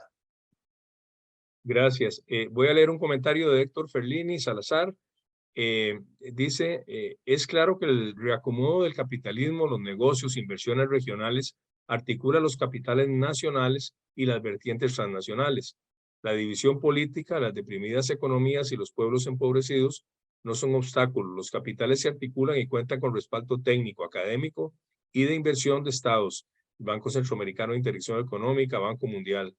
Así cualquier emprendimiento es exitoso. Máxime si se está en los negocios que mueven el planeta como lo es la energía. Reconocer exitoso un negocio que se promueve a costa de relegar las agendas de derechos y en contra de la participación y el arrebato, contaminación y sacrificio de las comunidades y la naturaleza, incluso a costa del asesinato, como el caso de Berta Cáceres. Para citar la gravedad, igual es parte del conflicto y lucha por el control territorial. Muchas gracias por el comentario. Gustavo Enrique Cabrera Vega nos pregunta a los panelistas. Dentro del trabajo del licenciado Gutiérrez, ¿existe un apartado que haga un mapa de los conflictos comunitarios visibles y directos y los que no, pero que generan sus impactos y las consecuencias que esos conflictos traen o trajeron? ¿Hay algún estudio que incluya toda la gigantesca inversión y consecuente conflictividad en la producción y generación de energía en México, que ha producido decenas de asesinados, asesinadas, desaparecidos, desaparecidas, desplazados, desplazadas y otras situaciones? Esta pregunta es para Alberto. Sí, creo que el primer comentario también era de Gustavo Cabrera. Pero ahí, Ok, perfecto. No, yo creo que definitivamente quizás hubo un malentendido por las palabras que yo utilicé de referirme al MER como un proyecto exitoso, pero eso no quiere decir de ninguna manera que lo esté legitimando, o mucho menos de que considere que es algo positivo. Estamos claros y yo creo que la exposición que hacía va en línea de cuestionar el modelo de energía como una mercancía con todos los impactos que eso ha provocado, incluyendo la violencia política, que aquí en la región centroamericana es de las regiones más violentas del mundo en contra de activistas ambientales, incluyendo defensores de los ríos. Entonces, de ninguna manera eso es una apología, simplemente es una constatación de que el proyecto, digamos, funciona. Y estamos claros de que funciona porque tiene toda una maquinaria jurídica y económica y política a su favor, ¿verdad? Pero en otras regiones del mundo, estas mismas iniciativas de interconexión eléctrica no han logrado avanzar tanto como sí han avanzado aquí en Centroamérica. Entonces eso en primer lugar, como quizás una nota aclaratoria. Y en segundo lugar, claro que sí, ahí está muy bien documentado todos los casos de violencia contra personas activistas. De hecho, la gente del MAPDER, que es el Movimiento Mexicano de Afectados por Presas, hizo un mapa de asesinatos de activistas defensores de los ríos a nivel de Mesoamérica, de Centroamérica y una parte de México. Entonces eso es un tema que ha venido ganando mayor visibilidad y que ya no pasa tan desapercibido como quizás lo fue en otro momento. Muchas gracias y disculpas Me- perdón, digo, disculpas a Héctor Fellini y a Gustavo, que confundí quién había hecho el comentario anterior. Gracias por aclararlo, Alberto. Adelante, Osvaldo. No, es que otra vez para complementar allí un poquito sobre esto.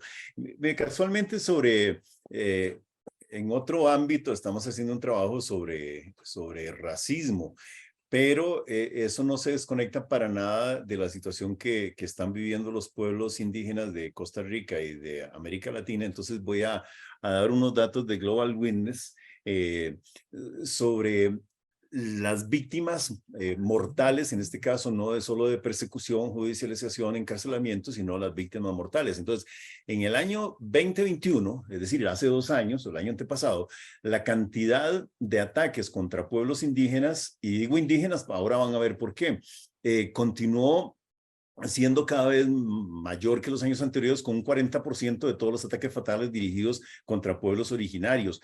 Aun cuando los pueblos originarios, recuérdense que son apenas o menos del 5% de la población mundial.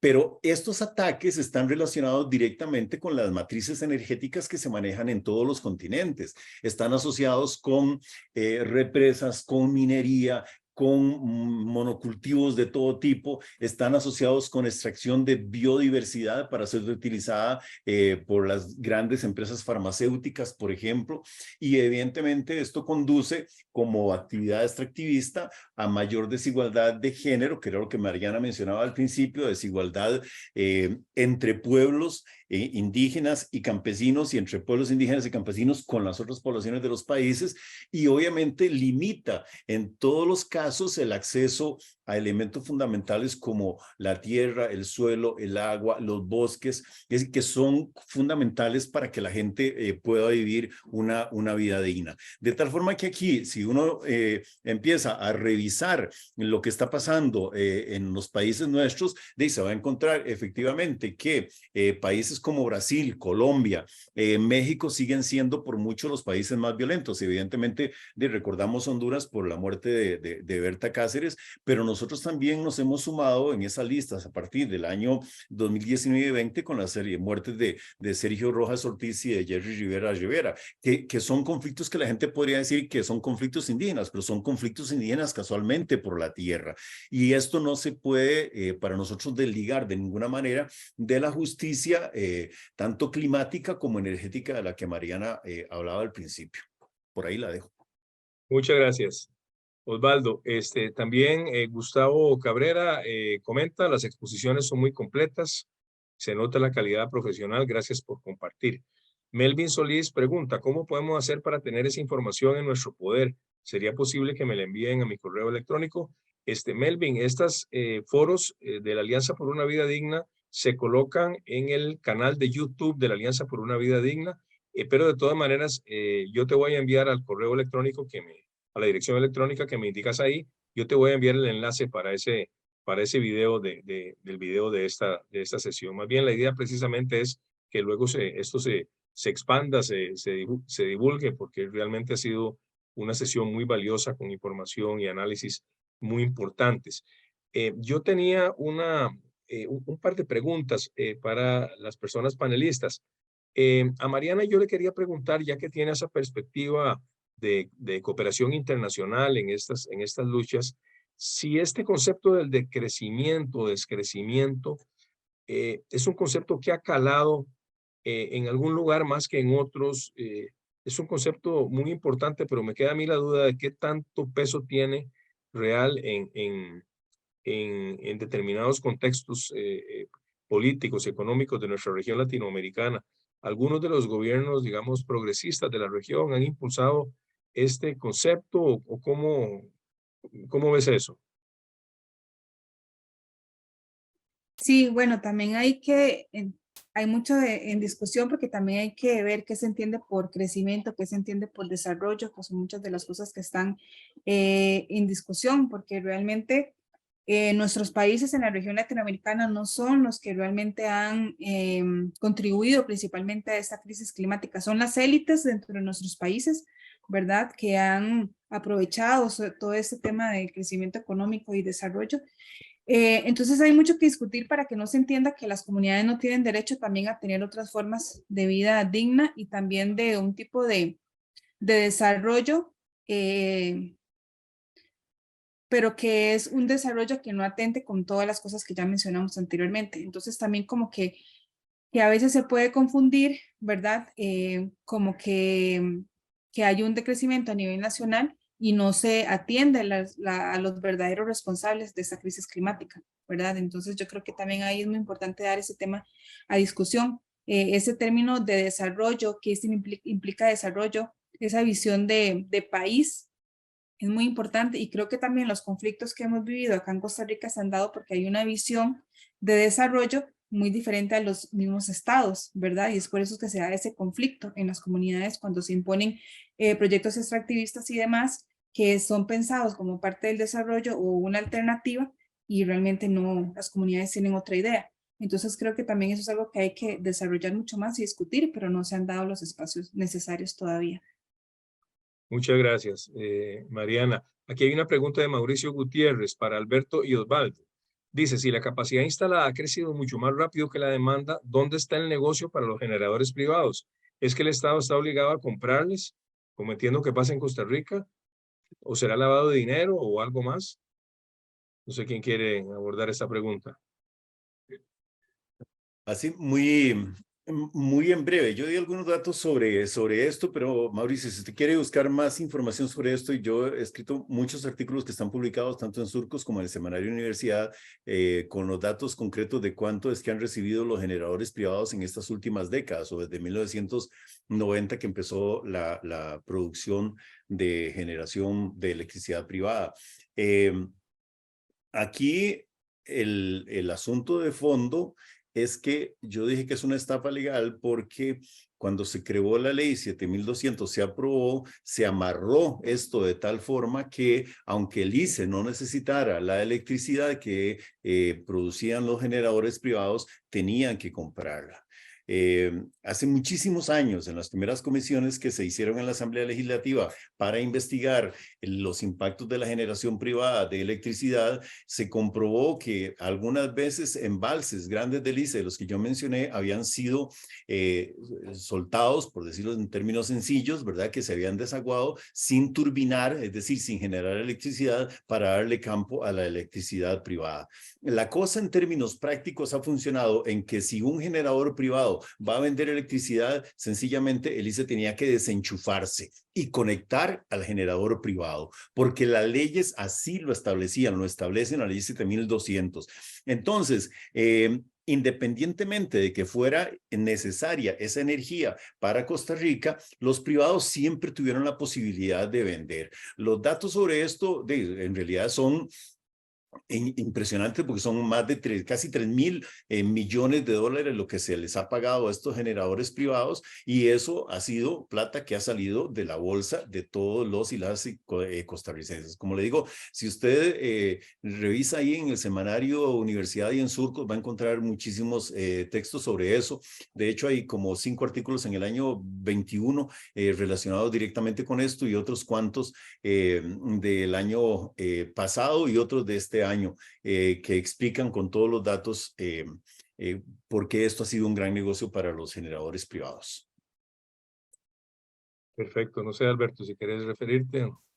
Sí, yo quisiera comentar un comentario adicional, y es que alrededor de los proyectos de generación eléctrica no solamente están involucradas las empresas propiamente propietarias de un proyecto, sino también otro conjunto de empresas, por ejemplo, empresas constructoras, que financia los proyectos, de manera que hay una dinámica de especulación alrededor de la expansión de proyectos eléctricos, independientemente si esa electricidad no es necesaria para atender la demanda. Entonces, el solo hecho de construir un proyecto de estos ya es un gran negocio para un conjunto de actores. Entonces, yo creo que eso, en complemento con lo que Osvaldo está explicando, eso explica mucho por qué se ha impulsado y por qué ha crecido tanto la capacidad instalada sin que eso esté conectado con la generación real o con la demanda eléctrica en la región. Bueno, como estuvimos, bueno, tanto Mariana como Alberto y yo trabajando, apoyando a la gente de las comunidades bueno, hemos estado siempre en esto, pero para ponerle un caso concreto de una empresa de H. Solís en el proyecto hidroeléctrico San Rafael, para que la gente tenga idea de cuánto es lo que estas empresas se ganan. El costo de ese proyecto para el ICE en millones de dólares iba a ser de 57 millones de dólares. Es decir, estamos hablando de que es un proyecto que iba a tener un contrato de 20 años con una concesión de aguas del MINA de 25 años. Ojo, de aquí de lo que estamos hablando, una concesión de aguas que fueron permisos mal dados. Este proyecto logramos que no se le diera conveniencia nacional en aquel momento con Carlos Manuel Rodríguez como ministro de Ambiente. Y este proyecto sencillamente iba a tener así en concreto un costo al mes para el país de 145 millones de colones, es decir, un costo al día de casi 5 millones de colones. Y era un proyecto que era absolutamente necesario. Entonces, nada más para que la gente tenga idea, es decir, se logró demostrar que este proyecto era absolutamente innecesario, el proyecto San Rafael en San Pedro de Pérez Celedón, y también poco después cayeron dos proyectos más de la empresa H. Solís en Turrialba, que fueron también luchas sociales extremadamente importantes, pero que se lograron casualmente sobre la base de demostrar, primero, que no había necesidad de la electricidad que iban a generar. Y en segundo lugar, aquí se ligan todas las cuestiones, bueno, que había que proteger ecosistemas que eran fundamentales por su condición como tal de ecosistemas, pero también porque ahí había derechos de las comunidades directamente comprometidos. Entonces, un río no solo es importante para generar electricidad, un río también es importante por el acceso al agua que tienen las comunidades, por sus usos recreativos y evidentemente por sus usos ecosistémicos. Entonces, en el mundo ya tenemos más de la mitad de los ríos todos represados, y las represas además son definitivamente una fuente de conflictos de muy alta, por decir así, dimensión. Es mucho la cuestión sobre esto, pero ya nada más les voy a decir, hay conflictos que son focalizados, como por ejemplo esto que estamos mencionando, San Rafael de Pérez Celedón, Bonilla de Turrialba, pero piensen en algo mucho más grande. Piensen, por ejemplo, en el río Nilo, y la gente piensa en el río Nilo, pero piensen en el Nilo Azul. Y ahorita hay un conflicto de dimensiones geopolíticas mundiales, yo digo que mundiales, porque en cualquier momento se puede desatar una guerra entre Egipto y Etiopía, puesto que Etiopía ha hecho una mega represa que se llama Renacimiento, que los egipcios dicen que los va a dejar sin agua. Y ustedes saben, es decir, estamos hablando de varios países, el Nilo ahí pasa de Etiopía, todo Sudán atraviesa y luego pasa hasta Egipto, donde está la gigantesca represa de Asuán, y efectivamente llega hasta arriba, hasta el Mediterráneo y en Alejandría. Entonces, cuando los etíopes terminen de llenar esta represa de aquí a unos 7 años, pues estaremos a las puertas ya lo estamos, pero mucho más grave, de un conflicto de dimensiones gigantescas, porque es prácticamente que, dicen ellos, se va a quitar la posibilidad de que todo el agua de las grandes montañas de Etiopía llegue hasta los otros países. O sea, los conflictos son innumerables y muy, muy grandes. Y así como pasa eso, nada más voy a decir así, hay otros ríos que están en este momento seriamente comprometidos. Yo les puedo enseñar fotografías del río Paraná en algunos tramos absolutamente seco. Muy bien, continuamos aquí con otras preguntas y comentarios. Caro Somarribas pregunta, creo que tiene relación con lo que está comentando Osvaldo. ¿Cómo se incorpora la participación comunitaria en este tipo de discusión y defensa de los derechos de las comunidades y la biodiversidad?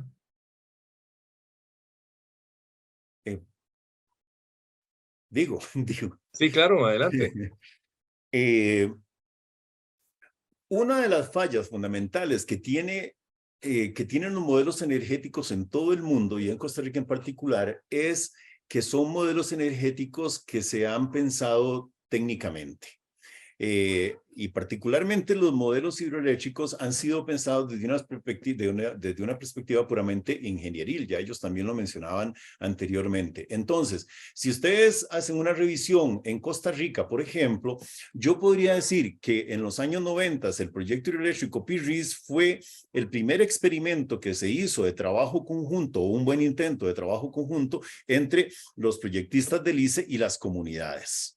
Nunca antes se había considerado en ningún momento la participación de las comunidades. Los estudios de impacto ambiental que se hacen en Costa Rica y en todo el mundo son una mega industria que ha servido para que efectivamente empresas ganen muchísimo dinero haciendo estos estudios de impacto ambiental, pero los estudios de impacto ambiental se ajustan a las necesidades del proyectista.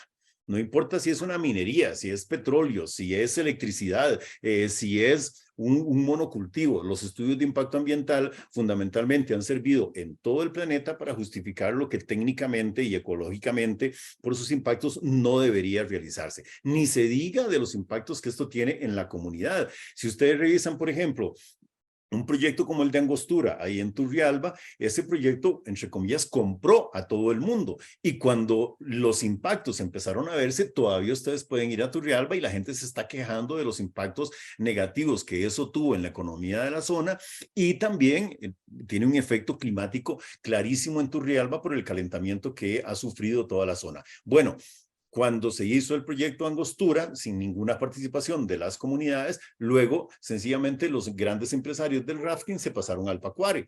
Y nosotros después duramos 15 años parando el proyecto hidroeléctrico Pacuare, uno de los 4 o 5 que se querían hacer allí, hasta que el 29 de agosto del año 2015, Luis Guillermo Solís y Edgar Gutiérrez, como ministro de Ambiente, firmaron un decreto para sacar el Pacuare y el Savegre del plan de expansión del ICE. Cuento esta historia porque esto fue posible, sí, solo sí, con una participación clara, abierta y directa de las comunidades, y particularmente de las comunidades indígenas Cabecar que habitan en el río Pacuare, tanto en la parte, por decir así, más abajo de Nairí-Aguarí, como la parte más arriba de Nimariñac y las otras comunidades que quedan más hacia la parte alta de la montaña de donde viene el río Pacuare.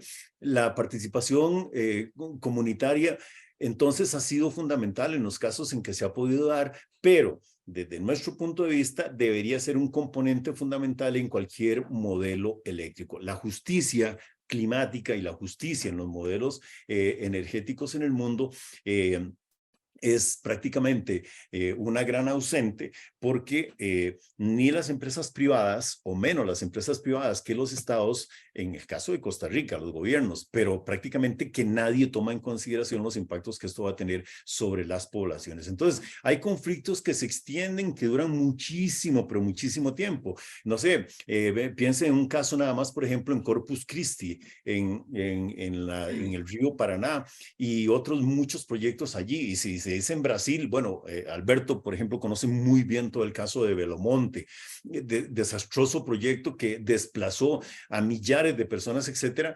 en Brasil, pero son proyectos que nunca han contemplado ni siquiera las opiniones de la gente. Entonces, hay muchos estudios de impacto ambiental energéticos que se aprueban sin tomar en consideración lo que la gente dice. Termino con un dato nada más, porque también tiene que ver con energía. Cuando la SETENA aprobó el estudio de impacto ambiental de una gasificadora que todavía la estamos frenando en la zona de Los Santos, la SETENA se dejó decir así, que no había oposición al momento de aprobar la viabilidad ambiental. Y nosotros presentamos más de 2,000 firmas de oposiciones a esa gasificadora y pedimos reiteradamente una audiencia pública y nunca nos dieron una audiencia pública.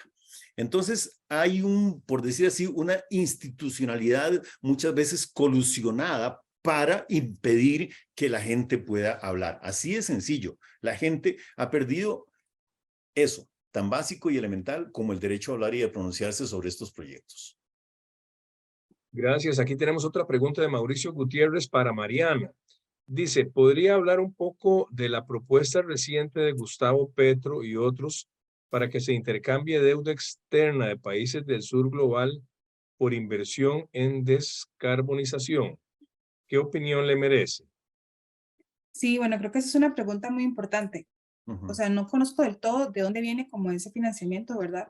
Porque como se dice ahí es muy reciente y demás, pero creo que sí da la oportunidad de hacer otras discusiones. Por ejemplo, a nivel internacional, los movimientos sociales sí piden que los países desarrollados o que tienen la responsabilidad histórica por esta crisis climática, den un financiamiento para esa transición que necesitan los países del sur global. O sea, eso sí es una exigencia que se está haciendo. Aparte que hay una deuda climática, hay una deuda ecológica también, ¿verdad? Porque los países desarrollados o los países del norte global han extraído materias primas de nuestros países por mucho tiempo, causando un montón de problemáticas, ¿verdad? Por procesos de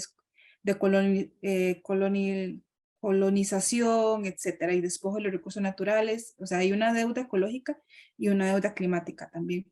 Pero también ahí hay muchas demandas. Primero, que ese financiamiento pues no sea también administrado, por ejemplo, por los bancos, el Banco Mundial o el Banco el BID, etcétera, que ya sabemos las consecuencias que trae eso.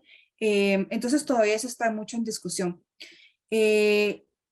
También hay que saber qué se entiende por descarbonización. O sea, no sé cuál es la realidad ahorita en Colombia y qué se está discutiendo en términos de descarbonización, pero por ejemplo en Costa Rica, si lo llevamos a nuestra realidad nacional, y nosotros leemos o vemos un poco las políticas, el plan de descarbonización y otras políticas que se han desarrollado a raíz de este tema, realmente no responden a las necesidades de las comunidades, sino que más bien siguen creando mecanismos para premiar a las empresas por supuestamente hacer cambios, como por ejemplo era toda la propuesta carbono neutral, o no, como decía en un principio, no se van a la raíz de esas causas estructurales del cambio climático, sino que siguen perpetuando este tema.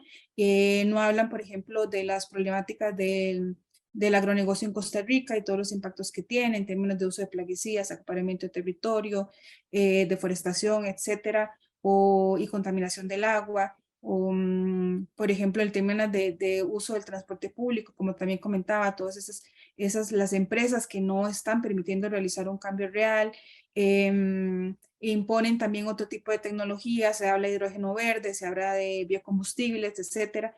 Entonces, si es un plan de descarbonización que se va a financiar, que sigue perpetuando ese tema, pues ahí entonces entra un tema en discusión. No conozco, como digo, qué tipo de descarbonización se está pensando realizar en Colombia. Y también que ese tipo de financiamiento no sea, por ejemplo, por medio de mercados de carbono u otro tipo de proyectos que más bien permiten que los países del norte global sigan realizando sus actividades extractivistas o de contaminación.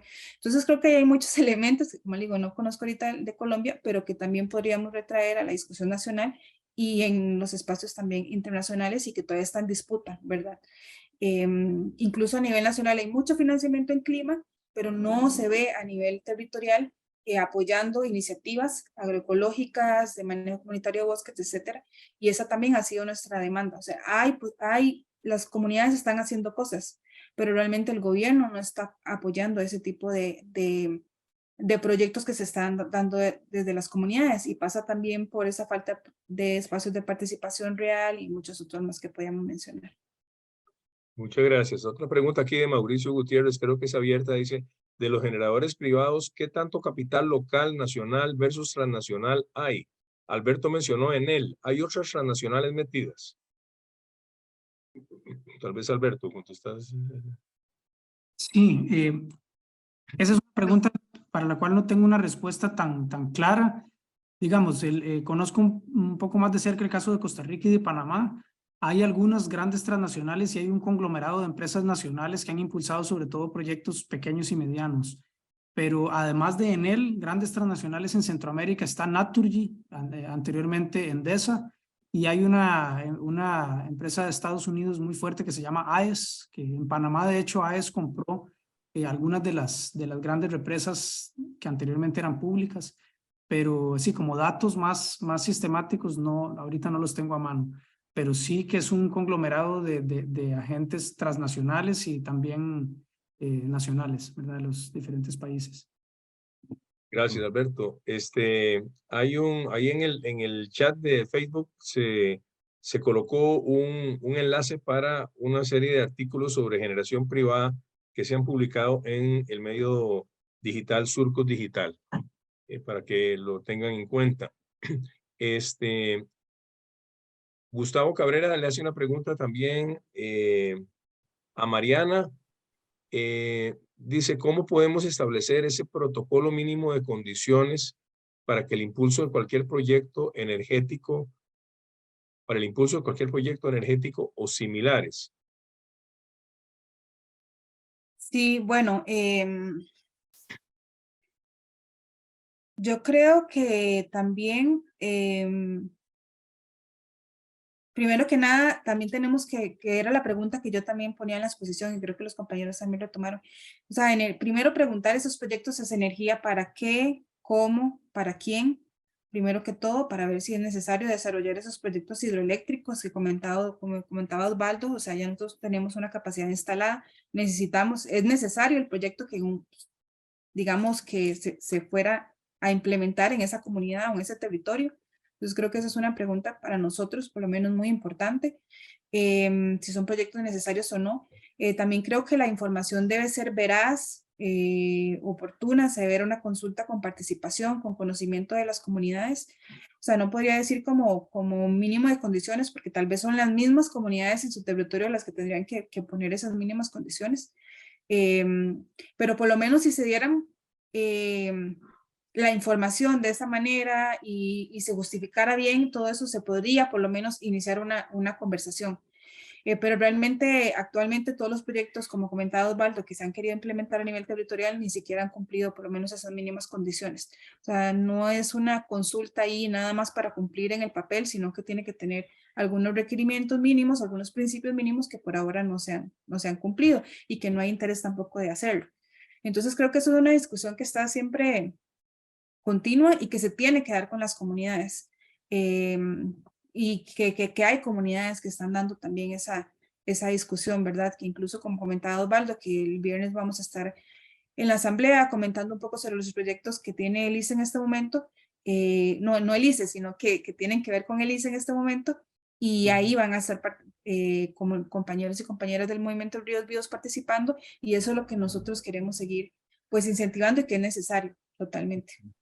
Mariana, José María, si me permite complementar Claro, algo aquí. ¿cómo no? Es que veo ahí, me llega una cosa que nos llega en el chat de nuestro, un comentario de complemento que hace Efren Hernández de la zona de Los Santos.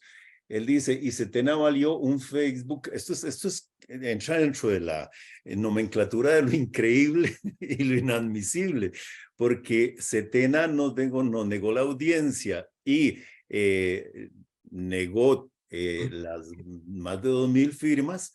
Por cierto, hoy recibimos algo de la Municipalidad de León Cortés que dice que ya llevamos más de 4.000 firmas entregadas en la Municipalidad de León Cortés pidiendo que León Cortés sea declarado un cantón libre de cualquier forma de coincineración o de coincineración en cualquiera de las técnicas, porque ese proyecto lo seguimos parando, repito, en la zona de Los Santos.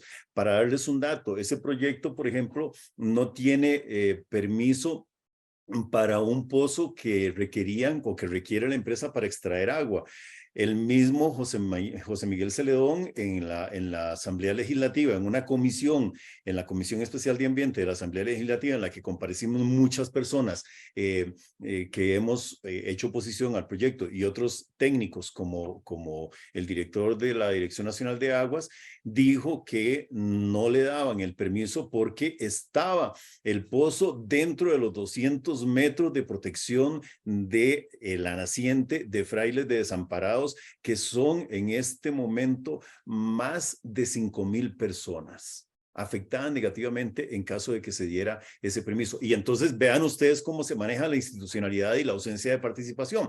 Nosotros demostramos técnicamente todo esto, demostramos también que el área de influencia del proyecto está dentro de 1.000 metros, por decir así, impactando también el centro educativo del INA en la zona de Los Santos, que hay áreas productivas también allí, y así Setena, con todos esos impedimentos, entre muchísimos más, le da la viabilidad ambiental.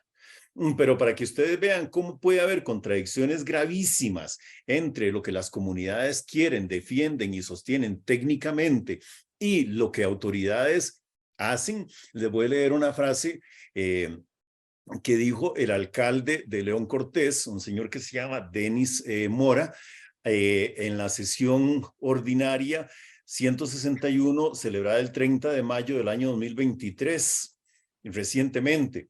Don Denis dijo, abro comillas, aclaro el tema me tiene sin cuidado, el tema de la gasificadora, aclaro, el tema me tiene sin cuidado porque no lo he manifestado al igual que integrantes de la fracción del Partido de Liberación Nacional. No es nuestro proyecto, nos tiene sin cuidado la instalación o no del mismo.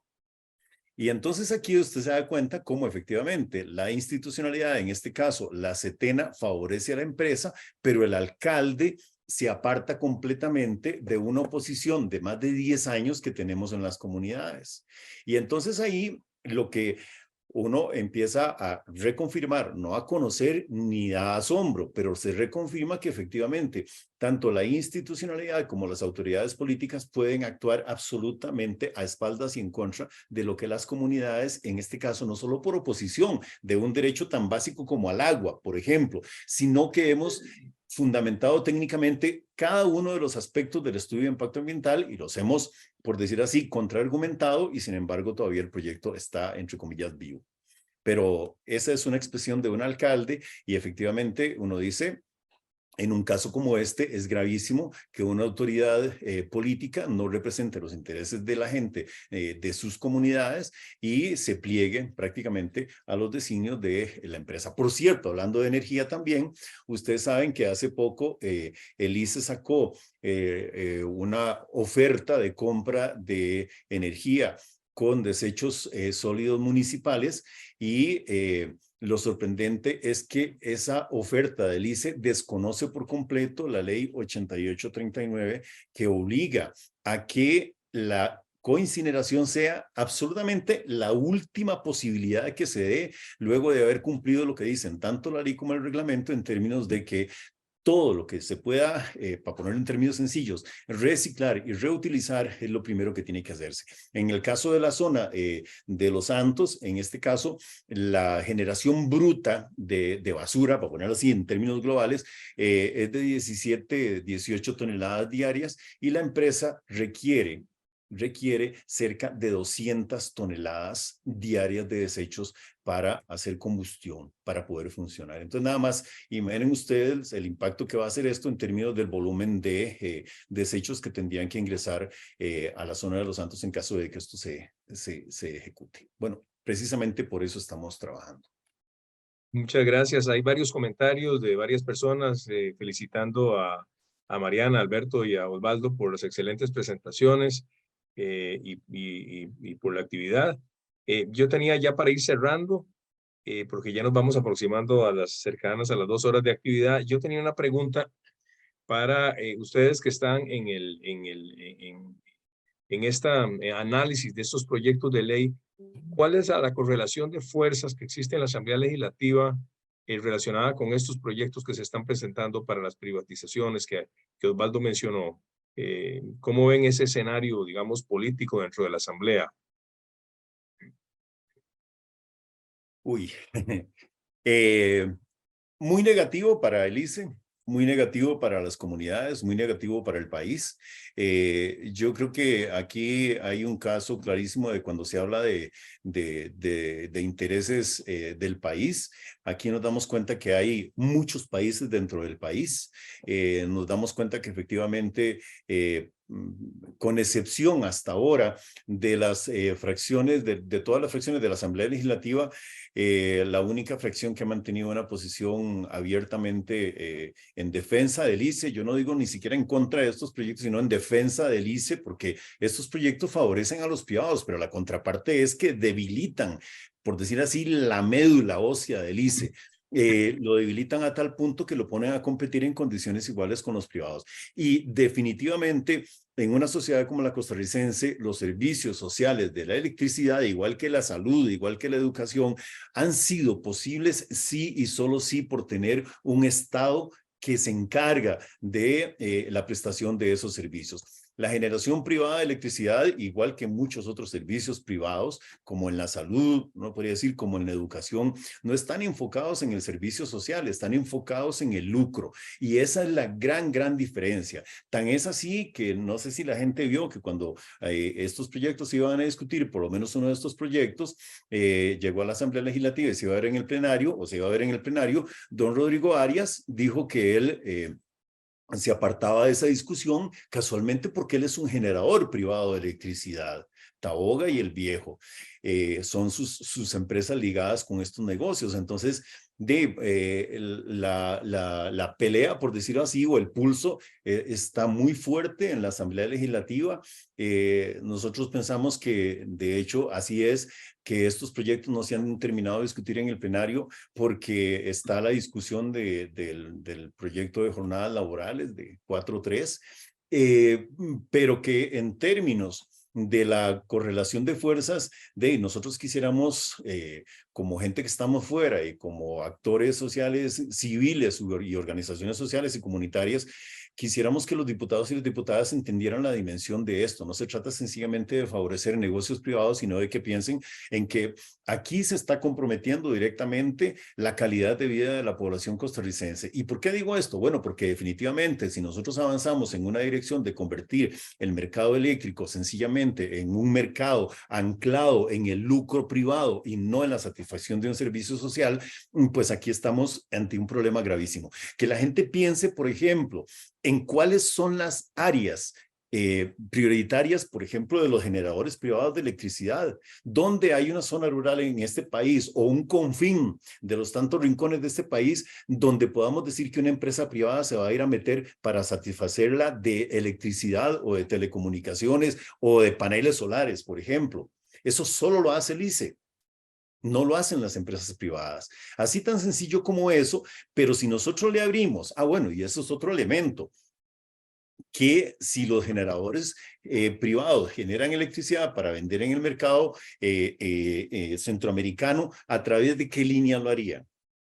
Por supuesto que tendrían que utilizar todo el sistema del CIEPAC, que son 1.800 kilómetros de tendido eléctrico de líneas principales de alta tensión que tenemos desde Panamá hasta Guatemala e incluso que llega hasta Puebla, en México. Pero son, en el caso de Costa Rica, recursos estrictamente estatales que tendrían que ser puestos al servicio de empresarios privados para que hagan un negocio todavía más fabuloso del que han hecho.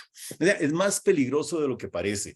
Nosotros quisiéramos que los diputados y diputadas de todas las fracciones entiendan la dimensión del impacto social y económico que esto va a tener para la sociedad costarricense y que efectivamente legislaran no en favor de grupos privados, sino en favor en general de la sociedad costarricense, que incluya a esos grupos privados, pero nadie tiene que enriquecerse explotando ríos y utilizando recursos públicos para generar ganancias privadas, como en este caso ha ocurrido y seguiría ocurriendo de manera mucho más abierta en caso de que estos proyectos se aprueben.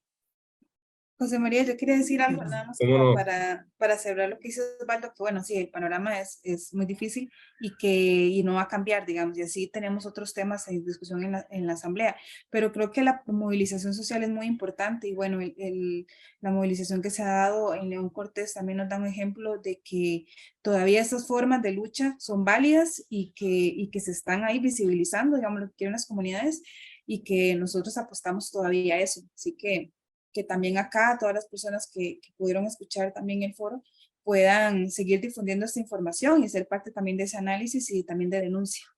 Muchas gracias, Alberto. Sí, tal vez para hacer un comentario final en esta misma línea. De hecho, había unos datos que yo iba a incluir y que por dicha no incluí porque me hubiera pasado más, pero es que creo que en la coyuntura en que estamos ahorita en Costa Rica, de que hay presiones privatizadoras, es muy importante mirarnos en el espejo de los demás países de la región que ya pasaron por esos procesos.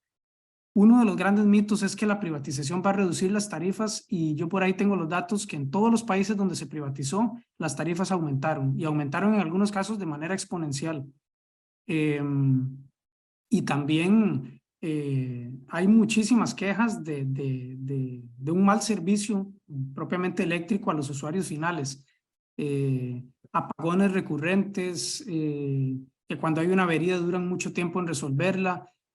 Lo que decía Osvaldo, cuando la motivación es el lucro, aquellas actividades que implican más costo que ganancia, a las empresas no les interesa. Entonces, por ejemplo, en Centroamérica persisten territorios sin cobertura y sin acceso a energía eléctrica precisamente porque no es algo lucrativo. Entonces, digamos que el balance de las privatizaciones después de 20, 25 años en Centroamérica realmente ya habla por sí solo y yo creo que en Costa Rica tenemos que mirar más hacia la región para tener un punto de referencia de qué es lo que nos podría esperar en caso que estas propuestas avancen, que estoy plenamente de acuerdo de que nosotros como ciudadanía activa y movimientos socioambientales somos actores que tenemos que tener un papel y no simplemente dejarlo en manos en este caso de la Asamblea, ¿verdad? Muchas gracias. Vamos llegando al final de este excelente foro. Quisiera en nombre de la Alianza por una Vida Digna agradecer a Mariana, a Osvaldo y a Alberto por la excelente participación.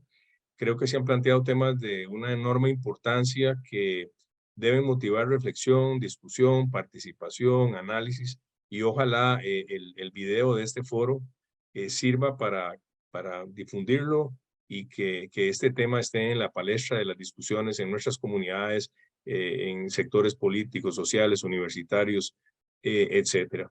De manera que en nombre de la Alianza por una Vida Digna, muchísimas gracias a ustedes tres por la participación. Muchas gracias a Hazel Garro por el apoyo en esta actividad y muchísimas gracias a todas las personas que han seguido este foro a través del Facebook Live de Surcos. Que tengan todas y todos muy buenas noches. Buenas noches. Buenas noches, gracias. Buenas noches. Muchas gracias.